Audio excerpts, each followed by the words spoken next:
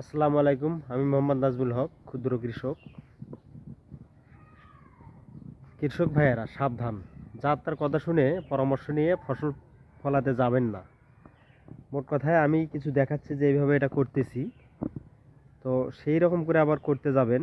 তার আগে সেই যে চাষটা করবেন তার আগে যে কোনো কৃষি বিশেষজ্ঞের পরামর্শ ভিডিও দেখা যায় বা পাওয়া যায়, সেটা দেখবেন। আমি বললাম বা করলাম সেটা দেখে করার দরকার নেই।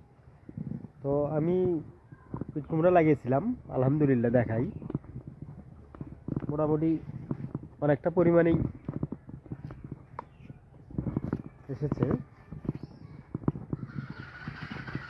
দেখাই অনেক অনেক আসছে এখানে, একটা দুটো তিনটে চারটা, মোটামুটি ভালো। এই পাশটাতেও আছে, এই যে এখানে আছে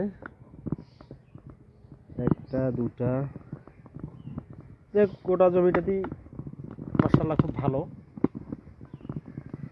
ফসল, খুব ভালোই হয়েছে। তো আমি যেভাবে ফলাইছি, যে ভিডিওগুলো বানাইছি, এগুলো দেখে চাষ করার দরকার নেই কারো। 10 জনার দেখবেন পরামর্শ, দেখার পরে কৃষি বিশেষজ্ঞদের মতামতে ভিডিও যেগুলো বানানো আছে সেগুলো দেখে সেইভাবে করবেন, তাহলে ঠকবেন না আপনি ইনশাল্লাহ।